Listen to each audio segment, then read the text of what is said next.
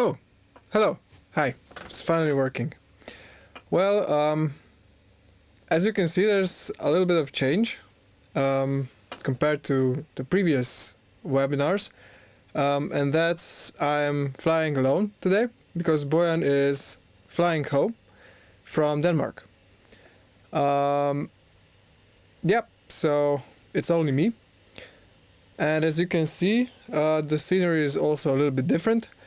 And that is, I am talking to you from my studio here in Ljubljana, Slovenia, where this topic is also situated and where Mix Analog has its headquarters.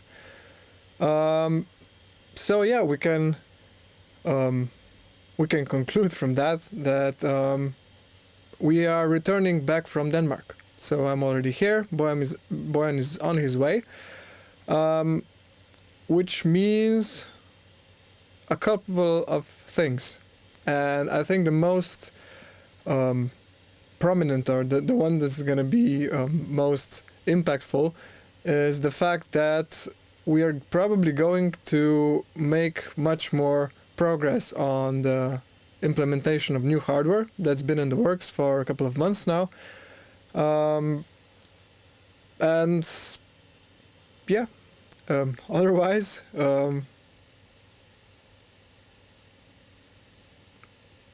yeah, as you can see, I'm not really used to doing this alone, but we'll manage. So if anyone's here already, the purpose of those Mix Analog webinars is to ask questions about Mix Analog. So if you are not a person to talk via the support chat, or you're having trouble otherwise, feel free to ask your questions here, and I'll do my best to answer them in person with sub questions and all that. So yeah. Apart from the fact that the team is slowly returning to Ljubljana, there's been another quite, let's say, profound change in the last week. And that is the fact that Elysia's music queue is not a half an hour per day free unit anymore. So it's payable, which is, let's say, maybe unfortunate for some of you, but it's been free now for 3 weeks, I guess, at least. So yeah, I hope you got to test drive it. If not, I hope you still have some sign-up tokens so you can try it out with no commitment. And if you've managed to somehow wind up with no tokens and you still want to try the music queue, I think it's still not as expensive to not be for you to not be able to give it a short try without much sacrifice. And it really is a fantastic unit. It's a fantastic EQ. So if you haven't already, go give it a try. It really is something special. Following that, in I hope the next few weeks, Elysia and Dystopic with Mix Analog are going to make an official announcement of the cooperation regarding the music queue that's up available on Mix Analog. So watch out for that. And who knows, maybe another round of free tokens or some promo codes or what have you will happen. So stay tuned. Good news are coming. And beside that, the other new thing is right off the table. So now I have a couple of photos. If they show up. Sorry. So Yeah, you'll have to take my word for it. Or maybe you can just give me a minute, and I will prepare the photos for you again. The point is,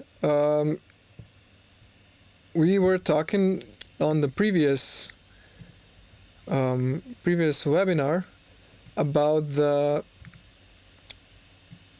mid-side and parallel compression or parallel processing boards that are being put together right now, and I have some very cool photos about that. Just a second more. So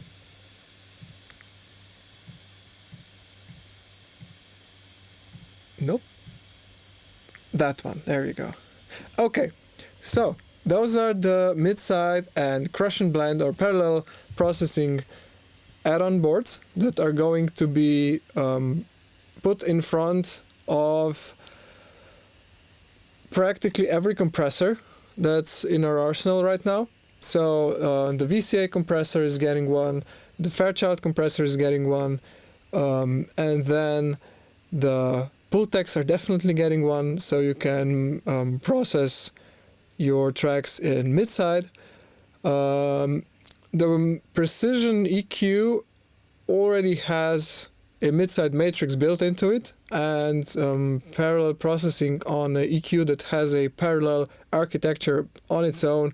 It's, at least to me, not making much sense, so this functionality is probably going to be available on the compressors only.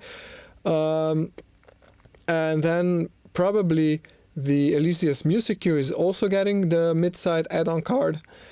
So yeah, it's gonna be pretty fun. And as you can see, the handiwork of our electronics master is coming together nicely. And if I show you another one, this is one single board. And I don't know if any of you watching this is a electronics geek, or at least knows a bit about, you know, components and stuff like that. So this is a, let's say, no expenses spared add-on card for mid-side and parallel blend. And the point is that we don't have to make a whole lot of them. We have to make, I don't know, at least now we'll have 6 of them in the first batch. So practically all the units that have any use for mid-side or parallel processing or both will get one. But that's still not such a huge number of units that we should really be taking care of every cent that we spend on components. So we go for the best. So those chips that are on the board, I don't know if you can see the mouse in the stream or not, but those ICs, the operational amplifiers on this board, are practically the best audio amplifiers that we've come across. They cost €7 per piece, which is preposterous for an electronic component, because those usually cost, I don't know, 40 cents or even less. So yeah, those are really the highest grade components that we could find. And those red little boxes that you see on the circuit board are VMA capacitors. Those are not electrolytics, so they have much less distortion. And maybe some of you may be wary about not using electrolytics, because the capacitance of those is much higher, and in theory allows for much lower cutoff point in the bass frequencies.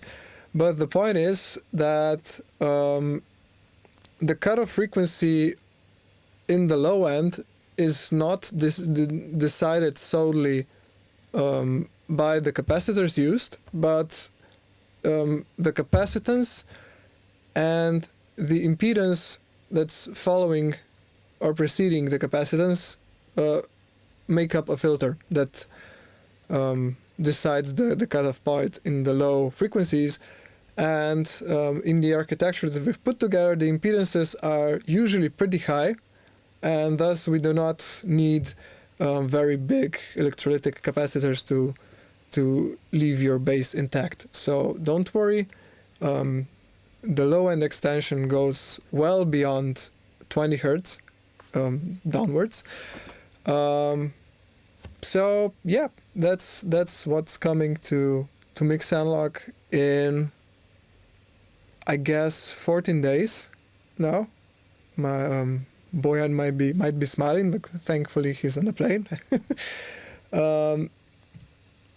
So yeah, that's what we're doing for you. And finally, after months of talking about finally doing the upgrade for mid-side and parallel processing capabilities of the compressors and some EQs, it's finally coming together, and we have the photos to prove it.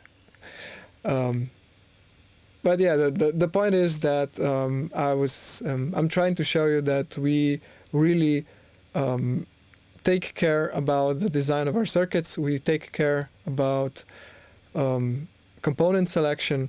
So if possible, we strive for the mastering grade or audiophile grade, or call it whatever you will, but the highest grade of components available at the moment. So yeah, we can offer you a really high quality experience, as that's kind of the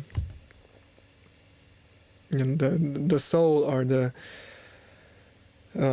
goal of this whole Mix Analog project is to bring you the best audio quality experience possible without breaking your bank, and that's exactly it. So okay, I see I have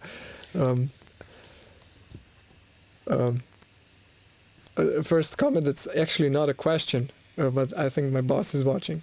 So Boyan, if you're not on a plane at the moment, I wish you a pleasant flight. And with that settled, I think that's all the news for today, or for this week, that's interesting to share with you. We are working our asses off on the projects that we are bringing to you in the next few weeks. We've got some pretty interesting contracts from some outside companies that I'm not ready to talk about yet, but I'll be sure, or we'll be sure to let you know when things are as far as we can let you know about the cool stuff that we are bringing to the audio world. And with that, I am waiting for maybe a question or two.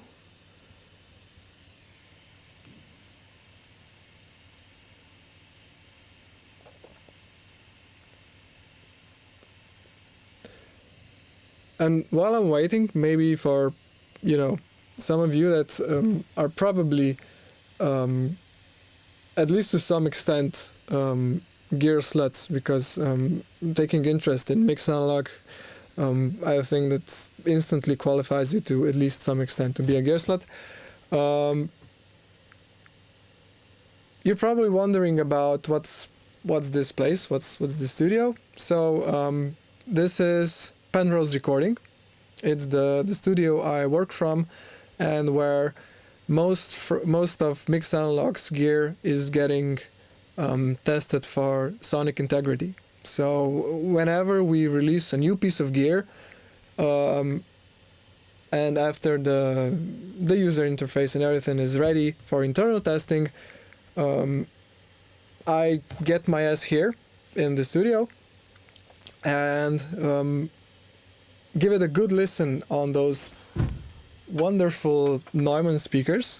So we're not checking our gear on some shitty headphones or something like that. It has to be perfect. So this is the environment that we are that I'm using to test the gear. Um,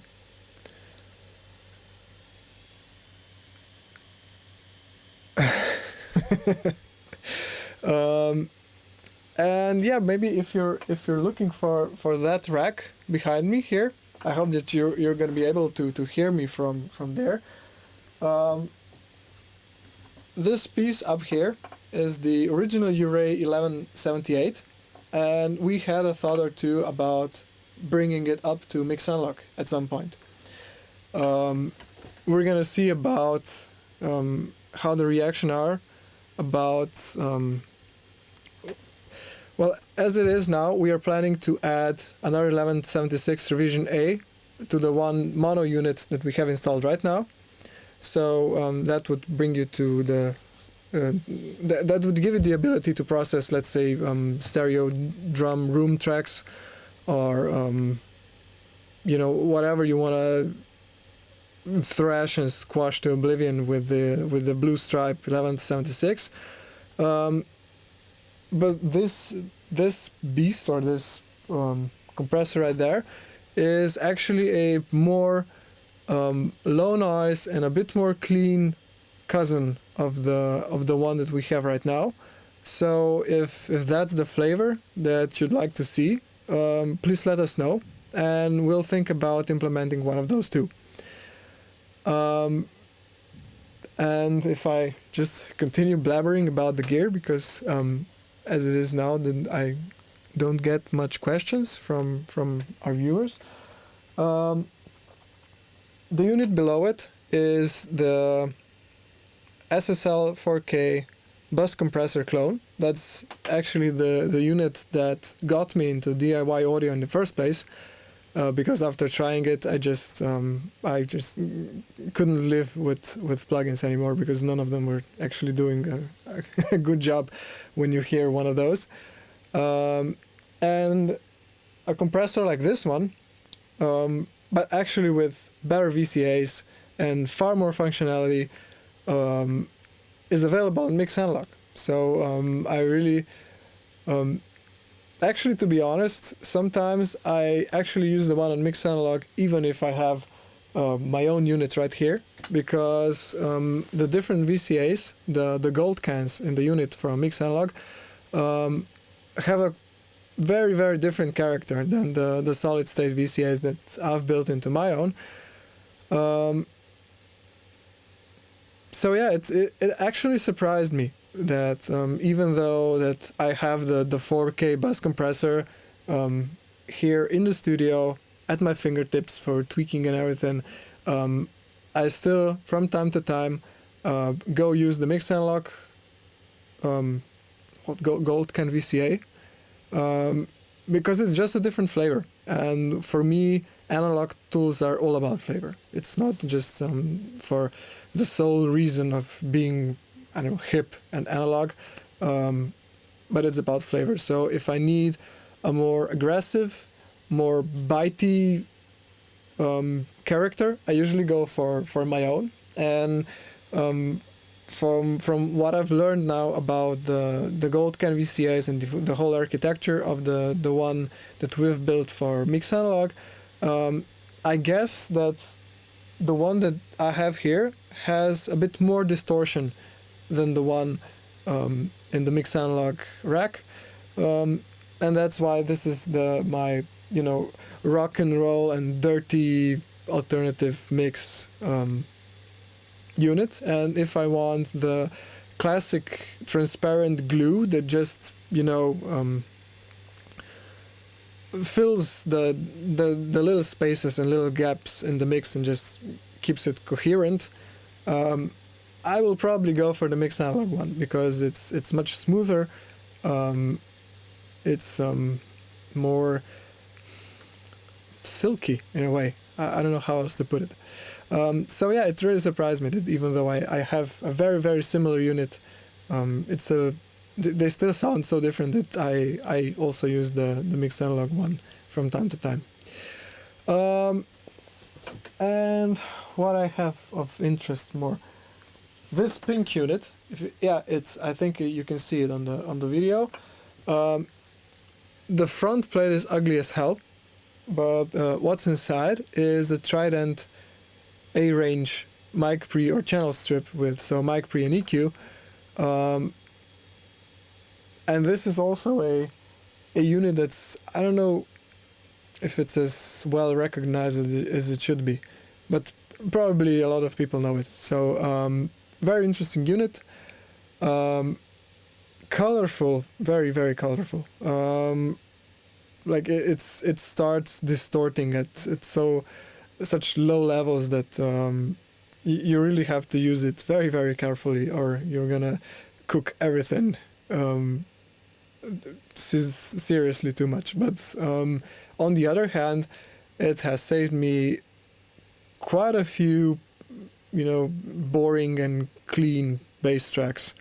That's something I use it for the most. It's the my go-to bass guitar, preamp, distortion box, and EQ, and electric guitars also. It gives them some kind of rock and roll bite that I haven't been able to get from anything else to date.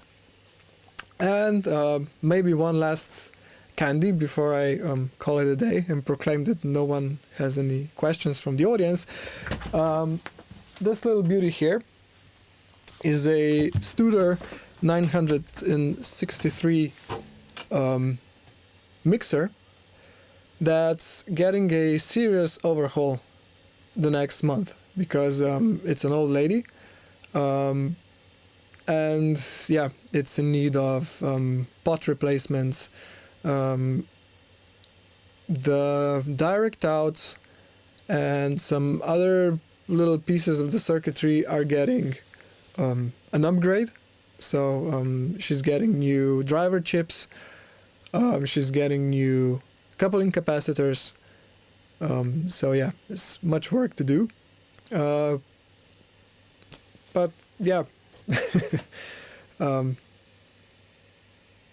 that's for the gear sluts that may be watching this. And since I think there's no questions about Mix Analog as it is, I would just say, well, thank you, the three people that gave me company on my webinar. And if you somehow find it when it's already over and you do have questions about Mix Analog and what we're doing, please contact us in the chat on our homepage. It's a little blue icon in your lower right corner. And practically any time during the day in Europe, and even quite a few hours into the night, someone will be here to answer your questions. And yeah, that's it. Thank you for watching. Thank you for keeping me company, and see you next week. Bye.